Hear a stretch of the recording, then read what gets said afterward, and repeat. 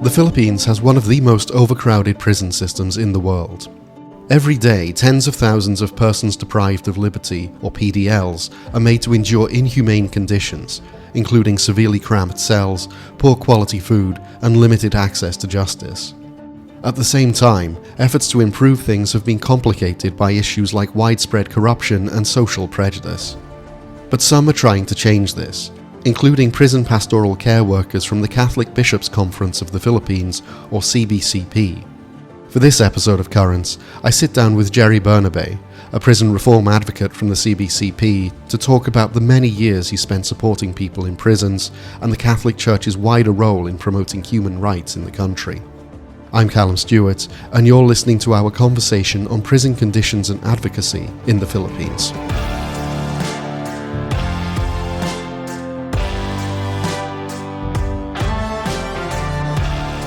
Gerry, do you want to just introduce yourself? Talk a bit about your background, your experience, and the work that you're doing. I'm Gerry Bernabe, and I'm 55 years old at the moment. And I am presently the Executive Assistant of the Episcopal Commission on Prison Pastoral Care of the Catholic Bishops' Conference for the Philippines. And also, I am Corporate Secretary of the Coalition Against Death Penalty in the Philippines. Cool. Yeah. So how did you get started working in the Catholic Bishops' Conference then? I've been in prison ministry for more than half of my life. Wow. Ever since I graduated from college, I first studied law. Yeah. I took up law. And during that time, I thought of doing prison work to complement my law studies, because I thought that it would help me a lot with my law studies. But it became the other way around. Right.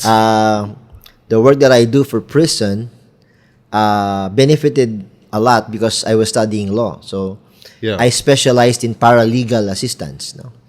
At first I do it myself. I go to the prisons and I interview prisoners, especially the long staying ones. Yeah. And then I ask them if they want me to help them with their cases, and if they say yes, I would do the follow up in the courts. I attended their hearings. I talked to their lawyers, and even up to the complainants. Even the complainants, I talk to them in an effort to if they would like to settle the case amicably. Yeah. And sometimes my efforts get rewarded by having the prisoners released. No. Yeah. No. But after a short while, I thought of doing it not only by myself, but I tried to get volunteers. Yeah. We got parish-based volunteers to do the job also, and we trained them with the help of a lawyer. Mm-hmm. We trained these people on how to do paralegal assistance. So what happened is more and more inmates would like to get the help of the paralegal so that their cases would be expedited. No? Yeah. If they are really guilty of the cases they committed, then they are brought to the National Penitentiary. If they are not guilty, then the more that they should be released. So we work for an expeditious flow of cases. Yeah. That's what the paralegal basically do. We're not lawyers, but we are trained to do the work of lawyers. That's so more like legal advisors in some ways. Legal advisors and how do I put it? Paralegals are more of foot soldiers. I would term them as foot soldiers because they're the ones who do the errands for the prisoners. No? Yeah. They cannot go to the courts, so it's the paralegals who will act as their representatives to the courts. No, they are the one who get the necessary papers from the courts to be brought to them and vice versa. Yeah. So they are the go-betweens. It's supposed to be the work of the families, of the relatives, but more often than not, the prisoners don't have relatives. No? Or if they have relatives, their relationship are not good. So it's us, the volunteers, we call ourselves volunteers in prison service. No, that's the group I manage right now, volunteers in prison service, because it's really hard life is hard in prison, especially if you don't have relatives who will help you. Yeah. And it's doubly hard for the families that these prisoners leave behind, because most of the prisoners, they are the breadwinners. Yeah.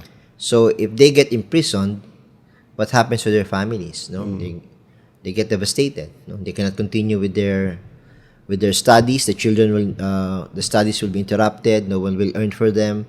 They could not eat well. So the spouse who remains, the pressure on him or her is really very, very big. Yeah. So it's really a very it's really a phenomena among the PDLs, because these are the effects of crime. No? When a crime is committed, so relationships are affected. So the relationship between the criminal and the perpetrator, and the victim, they are severed. No, also with the relationship with the community, and also the relationship with their respective families. It's really very much affected, especially for the accused, the prisoners. Yeah. So what we would like to do, our commission, this Commission on Prison Pastoral Care, what we would like to do is really to help along these lines, no? Yeah. To act as a bridge between the families and the prisoners. So it's really a very holistic program, Calum, no? Yeah. The prison program that we run, I run, is really a very holistic one. Right. Because it really deals with the entire needs of a big community, which is the prison community. Yeah. Do you want to talk a little bit about the conditions in Filipino jails then? Okay. And, what sort of life the guys who are inside are facing, what sort of access to legal, representation they have. And also, the work you're doing, I assume it's pretty overwhelming on a lot of levels, emotionally, but also just caseloads as well. Yeah. What can I say about the prison system? Well, the prison system in third world countries like the Philippines, it's really far away from the jails in the first world. No, in terms of facilities, the term that is being used by some of the people here in the Philippines is subhuman. No? Yeah. Because basically it's really not fit for human habitation. Yeah. Because of the lack of facilities, no, the congestion. No, the number one problem in our jails nowadays is congestion. Yeah. Yeah. We have I think about 500% congestion rate. Okay. In our jails. Yeah. Which means that for every quarters which can only house about 100, there are 500 inside. So congestion gives rise to a lot of problems. So if you're congested, if only one person gets sick with a communicable disease, then everyone in that cell gets contaminated. Yeah. So, and the food is not up to standard because of the very meager allowance that our government puts into their food. So quality and quantity wise, I could say that it's not really enough for the basic needs of the prisoners. No? Much more their medicine, etc. So I could say that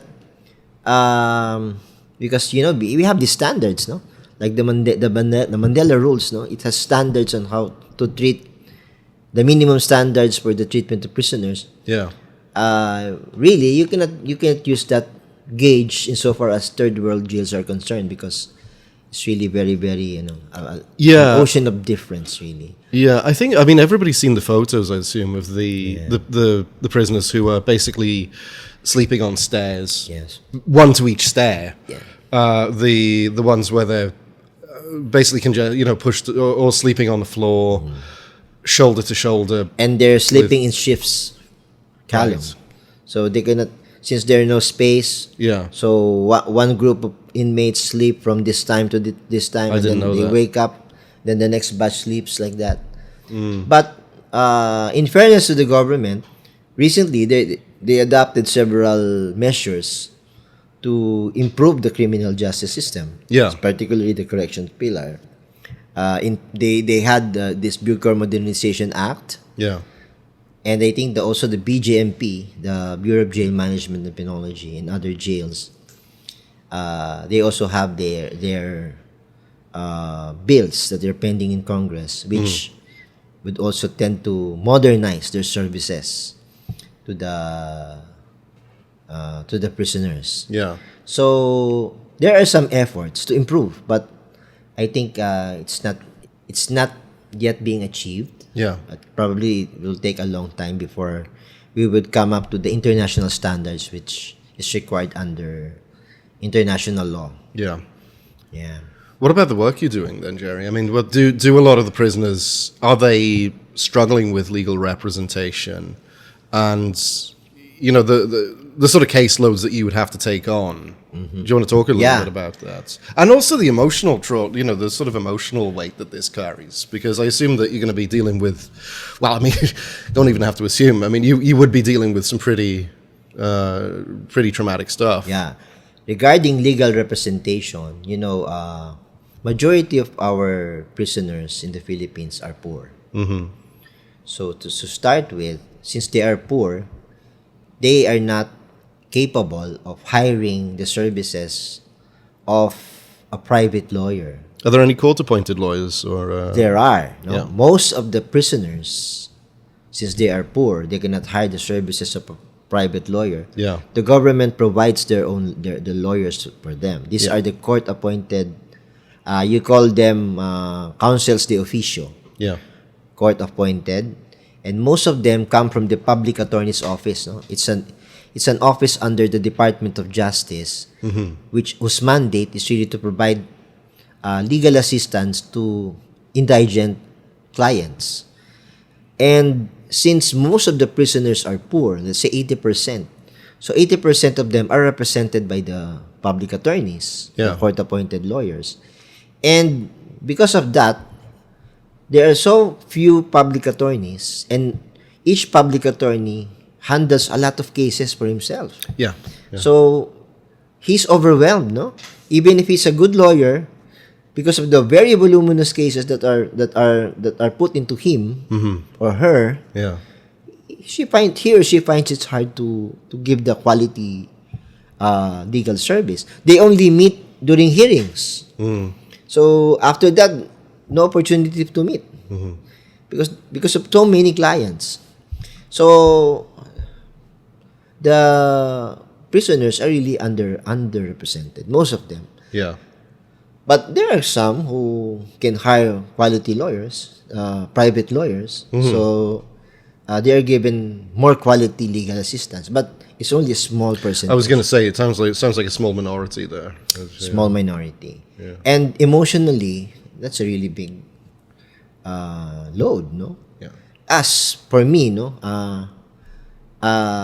it's really very taxing if I do the work myself, because I kind of absorb all the problems that whenever I encounter a prisoner. Yeah. So whenever I interview them, I counsel them, all the problems you absorb. So it's really draining on your part. So what we do in the church is we train paralegals, volunteers who will coordinate with the lawyers. These are not lawyers, no? Yeah. But practically they're doing the work of a lawyer. Yeah, it sounds like it. Yes. Yeah. They're doing it because they're helping the lawyers, because the lawyers cannot go to the let's say to look for evidence to support their cases. It's you who will do it for the lawyers. As long as you have the consent of the prisoner and the lawyer, it's okay. Yeah. Okay. Yeah. So that's basically what we do. Because here in the office, this office where we're in now, Calum, we only have 4 regular staff. And our scope of work is the whole Philippines. So physically, it's impossible for us to do the work since we're only 4. Yeah. So our strategy is to really work through the dioceses. We have 86 dioceses in the Philippines. And for each diocese, we recruit and we train volunteers who will work in the prisons. Yeah. Who will do what we call the integrated pastoral program for the prisoners. Because the goal of that integrated pastoral program is to promote rehabilitation of the PDLs, of the persons deprived of liberty. So we train them, and it's them who go inside the jails. Yeah. And they establish the work inside the jails. Their volunteers who do the work for the church. So that's how we run the program. How many volunteers do you have? Right now we have about 2,000 to 2,500 volunteers all over the Philippines, and they're not paid. They are all doing the work on a voluntary basis. Right. They visit the prisons. They perform sacraments, the traditional work of the church. Yeah. But we challenge them to go a mile further, because a person is an integral being. It's not only composed of a soul. Yeah. It's also composed of the physical body, the mind.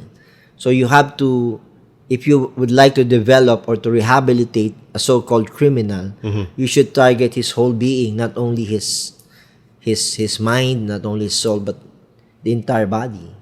So you cannot preach rehabilitation to him if his stomach is empty. Yeah. If his basic needs are not met. So you have to do it on a holistic basis. Yeah. It's really a big challenge, no? Yeah. And over and above it, we have also our advocacy work.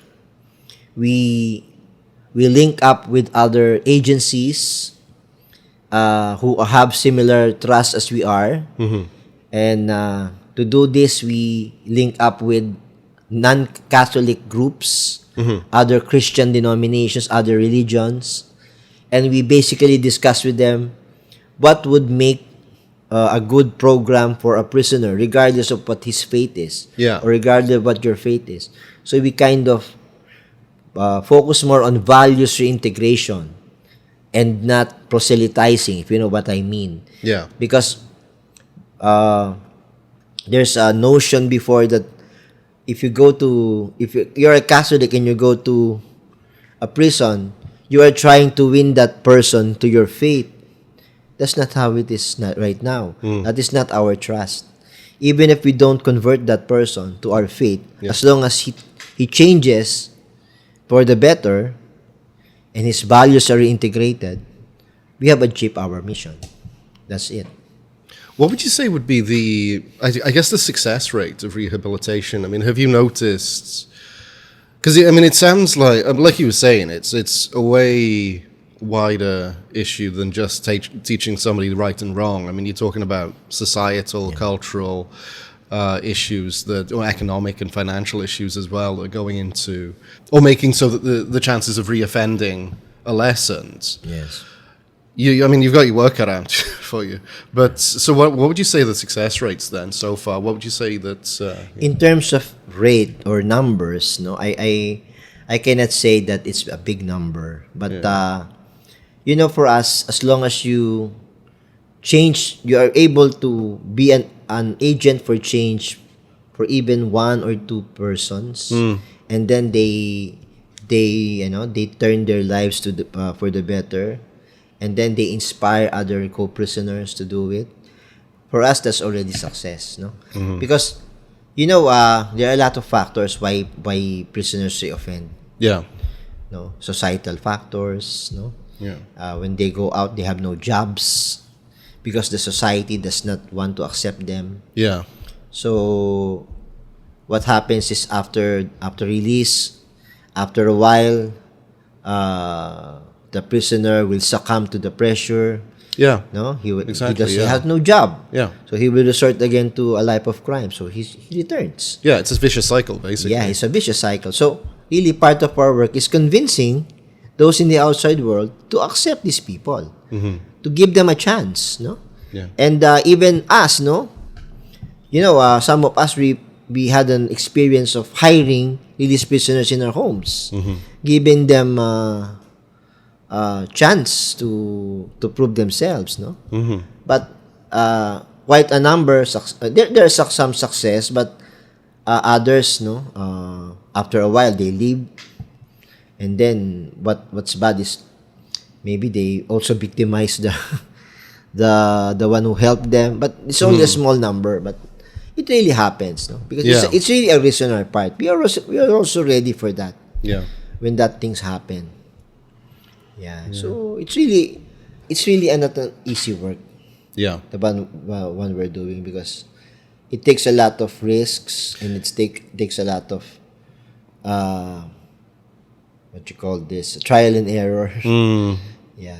Yeah, I mean, that's what I was thinking, was that if the chances of rehabilitation, because of there are just so many things outside of your control, it's a tough one. Like I said, you've got yeah. But right now, in fairness to the bureau, we are partnered with them in, Kaloma, in the National Penitentiary.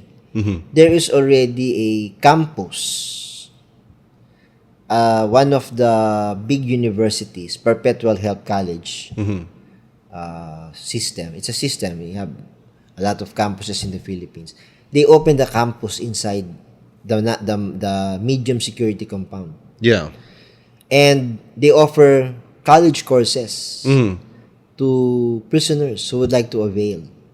So when they graduate, they become degree holders. So when they go out, they have degrees. So the better that they have the chance to work. Yeah.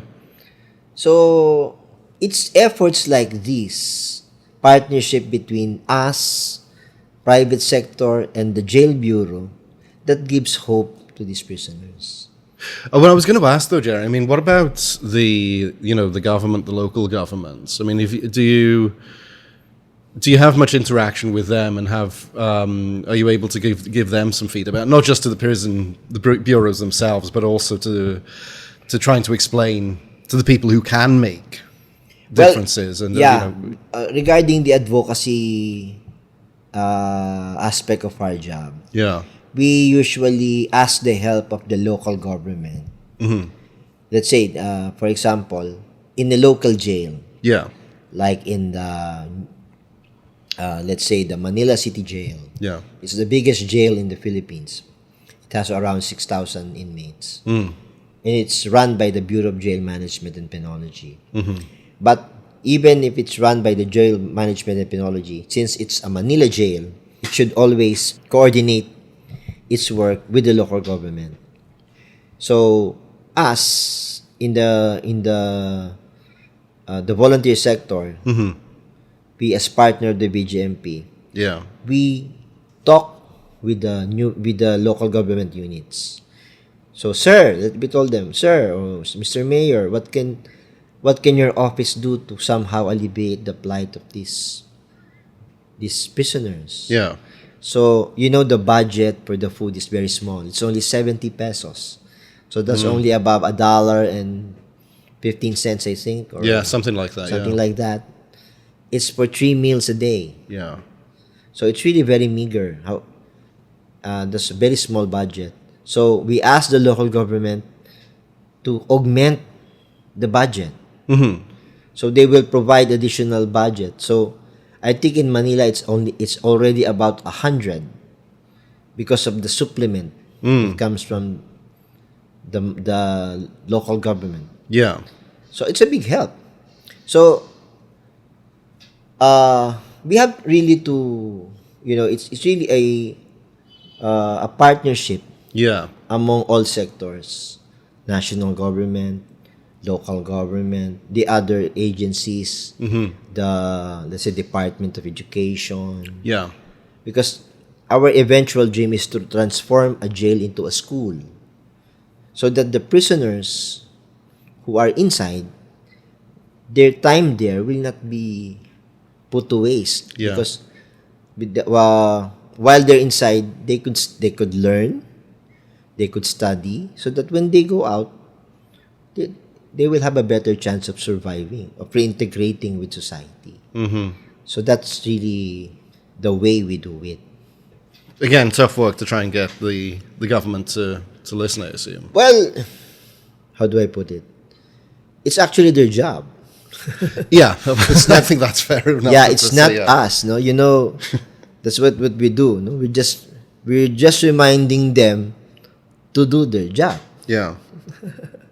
So we're some sort of a catalyst to tell them, hey, can you do your job for these people? So I hate to put it that way, but that's really what's happening. No, I mean, I agree. It's accurate. Yeah. I mean, what about like the role of the Catholic Church in doing human rights work or advocacy work or lobbying politicians or the government, local government or the national governments? What would you say? What would you say the role of the church is in that respect in the Philippines? Well, that's a very sensitive thing, because in the church, we have we have teachings, the Catholic social teachings, which should guide how we would treat our neighbors, so to speak, to treat them with justice, fairness. So we in the church, we really are for giving what is due to especially those who are disadvantaged. Yeah. So we really side more on the marginalized people. Yeah. So the church has its programs to address the plight of the marginalized, and one of the programs really is prison ministry, human rights. No, we have human rights desks in every diocese and hopefully in every parish. Yeah. But I can say that we should do more, and I think we should conscientize more the faithful with these Catholic social teachings. So while there are some efforts, still I think there's a lot of improvement that the church can do. Yeah. With regards to human rights, to championing human rights. But one approach that is being done right now is that the church is establishing mission stations in the different dioceses. And during the time of Duterte, they established mission stations in some dioceses with a large concentration of extrajudicial killings.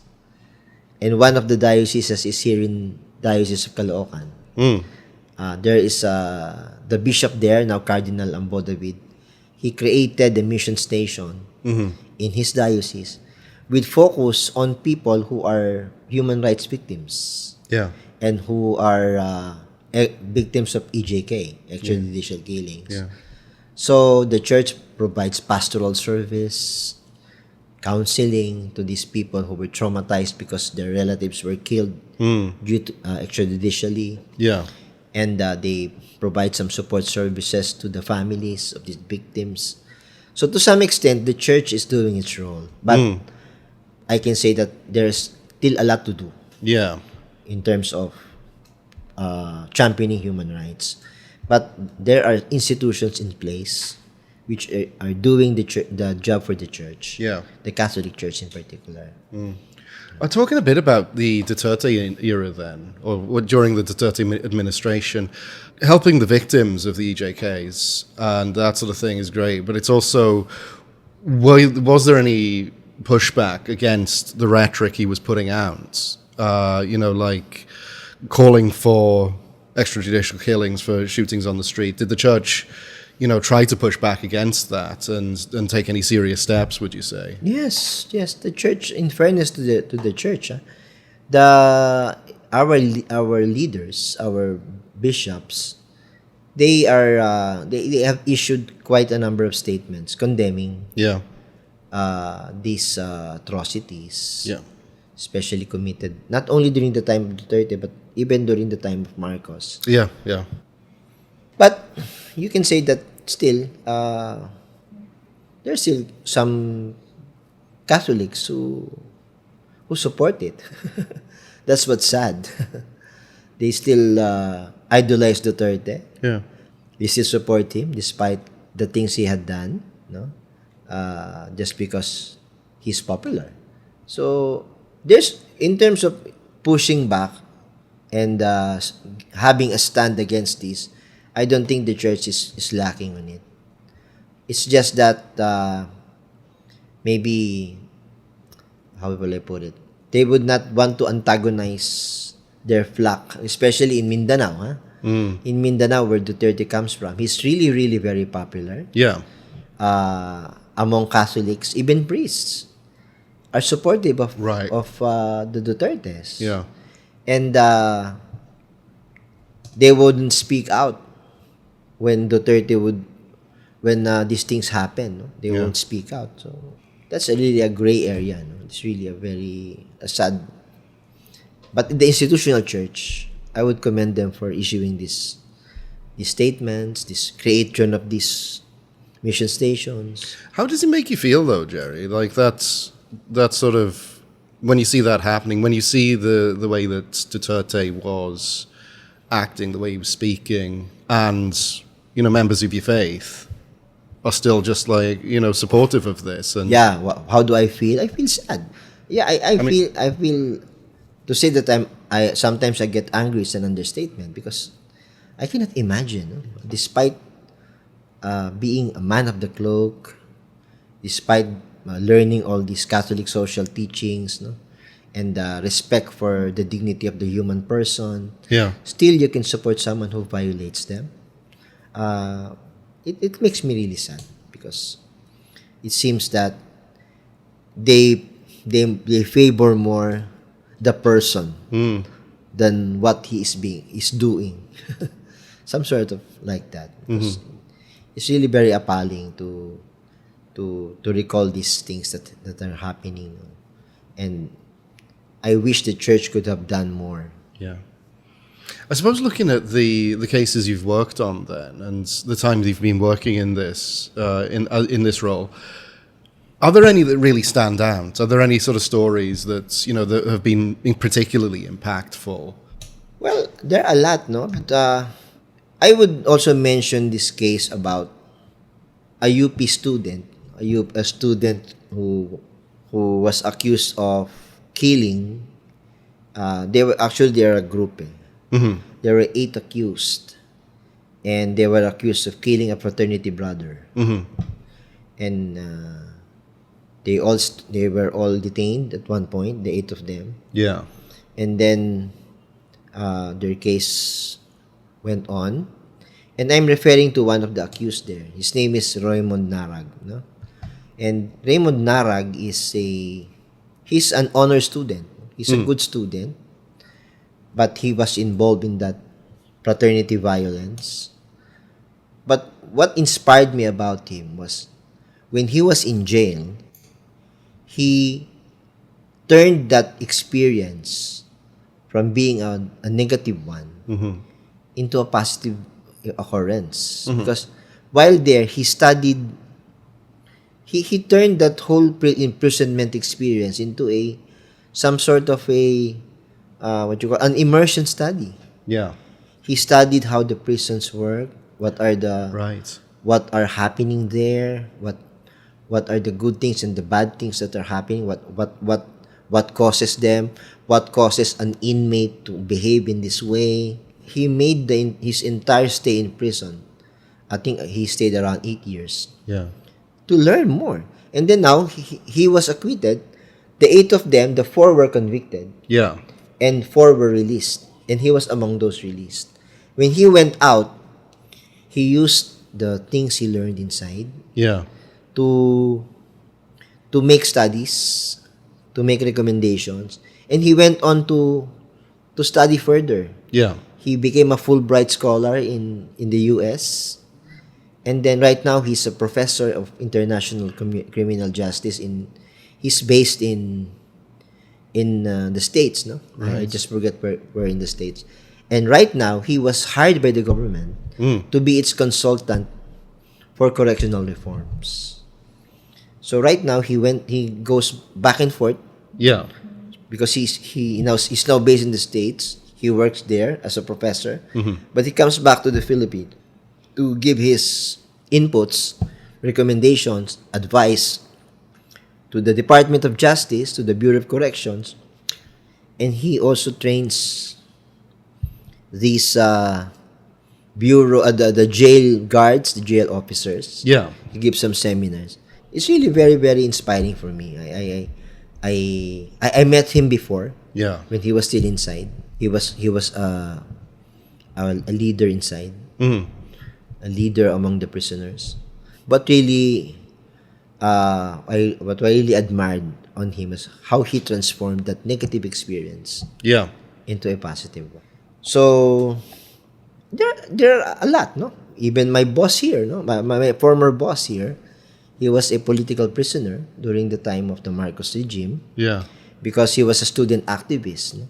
And then when he was convicted to suffer only a few months in prison. So after his release, he felt that God was calling him to serve here in the prison.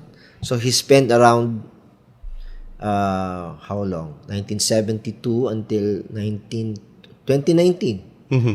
So that's almost 50 years, no? Yeah. 40 years. Yeah. He served here. Yeah. As the executive secretary of this commission. So there are a lot of inspiring stories really that I met along the way. Some people who were wrongly accused. Yeah. But instead of being bitter, they forgot about their sad experiences and then they focused on healing and rehabilitation, and they're doing good. Yeah. So there are a lot of good stories of victories. No? Yeah, I mean, not to be too melodramatic or anything, but I assume that's kind of those are the things that keep you going as well. Yeah. I'm really inspired to continue this work because I feel that the Lord is really, this is where God is calling me to spend my life in this advocacy for prison reform and for to work for justice that heals, from a retributive justice system to a restorative justice one. Mm-hmm. That is really what I want to do. You're involved with arts projects with prisoners as well. Yeah. Do you want to talk a little bit about the sort of artwork the artworks that they're doing? Well, there are a lot of talented PDLs that I know. Yeah. And I started my involvement with them sometime in the 1990s. Yeah. I went to the New Bilibid prison and I met a person. His name is Glicier. I think Glicier Sumilang is his name. No? And he was doing this artwork. He was pioneering on it. And I ordered one for my grandmother who was celebrating her birthday then. Mm-hmm. It's some sort of a wood burning. I really admired it because it's really a very, very unique piece of artwork. Yeah. And it served as therapy for prisoners. Instead of whiling their way, doing nothing for the whole duration of the day, mm-hmm. they vented their negative emotions, their feelings, to doing pieces of art. Mm-hmm. So when they do their artwork, you can see their emotions there. Some of them are angry, some of them have resentments. But in short, it was some sort of a therapy for them to vent out what they actually feel, mm-hmm. and in the process, they discovered that they have the talent. Yeah. So most of the people, they started that because they have a very negative self-concept. Mm-hmm. So for them, they cannot do anything right. But once they do their artwork, mm-hmm. that's when they express themselves. They discover that they can really produce quality art pieces. Yeah.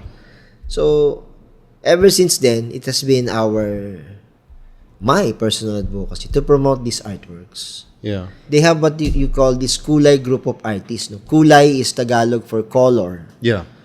So the Kulay group of artists they are an association of prisoners, PDLs, whose passion is doing visual arts. Yeah. Painting, like that. So there's a huge gallery of inmates' paintings. If you have a chance to visit the penitentiary, it's there. I'd love to. Yeah. So they have their exhibits from time to time. In our integrated pastoral program, Yeah. we target not only the prisoners. We also have programs for prison guards. Yeah. Because it's a known fact or reality that one of the main problems why the prison system does not improve is because of the corruption. Yeah. The graft and corruption of those running it. Why do drugs enter? It enters through the front door. Yeah. Because some of the inmate drug lords are in cahoots with the jail guards. Yeah. So they allow it to enter. So the drugs proliferate inside. Yeah. Even contrabands. So it's really a big problem, really. So Do you think that enough steps are being taken to address it, or there's a culture of covering up? Yeah. Yeah, it's a bit of a loaded question, that one. I mean, obviously that's it's Well, but that's one of the nagging problems, really. yeah. So depends on who's leading the agency. If it's a no-nonsense person, incorruptible person, then chances are the contrabands will not enter. Yeah. But the director, even if he is a good person, he does not want him, because there were some instances where they get killed. Yeah. They were eliminated. Yeah. So it's a big syndicate of happening inside. One final quick one, just about the death penalty. You've abolished it in the Philippines, but you feel that strongly about the death penalty.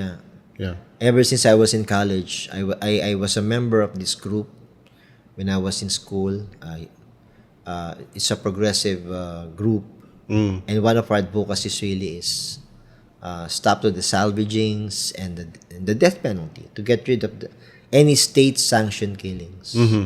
So ever since that time, I was really against it, and even more when I joined the prison ministry, because I saw by my own two eyes people who were branded as evil, but they changed for the better. They become better and good people after the experience, all because of the love that was given them by people who they're not even related to. They felt they were important. They felt that someone cares for me. I am not junk because someone wastes time, precious time for me, who gives attention to me. So all is not lost. I think really, Yeah. God doesn't create junk. Were there any particular instances that really stood out that made a particular impact with you? I recall the time during the second execution, during President Estrada's time. Yeah. That was, I think, in 1999. Yeah. I will no longer mention the name of the accused, Yeah. but he was accused of incest rape. So the rape happened with, I think, 3 or 4 of her children, daughters. So when the time of the execution came, we were having a vigil in the church, which was near the penitentiary. So during that vigil, the victims came. They came to the vigil, and they were crying. They were trying to tell us that although they want justice because of what their father did to them, they did not want their father to get killed. No, they just want the father to be responsible for the crime, but not to the extent of killing him. So that time, Bishop Bacani who was he was still very young then. Yeah. He was an auxiliary bishop in Manila at that time. He was trying to call the president, no? Because he was apparently close to the president. He was trying to call the president to ask him for a reprieve, the execution. When he finally came to talk to the president assured him, okay, we will have the reprieve. But apparently, what happened was the call of the president to the death chamber at that time was late. It happened when I think the second or even the third lethal injection was already injected to the person. Mm-hmm. So what does that mean? It's irreversible. The person was killed. And the order was for the execution to be stayed, but it was too late. So what happened? The three children cried more. They even cried. They even blamed themselves why their father got killed. Because, so, we call this in our parlance, re-victimizing the victims. Mm-hmm. The victims were re-victimized because all they want was justice. But they do not want violence to be inflicted on their father. Yeah. Violence was inflicted on them when they were violated by their father. But being their father, they only want justice. But not to the extent of killing them. So what happened was they were re-victimized when their father was killed. Mm-hmm. Because of them. So, in their name, I think. So, it was really a very traumatic experience for me. And it proved to me that the death penalty is really does not offer justice. Firstly, it is irreversible. Mm-hmm. There's nothing to do. You cannot correct it if there is a wrongful execution. Yeah.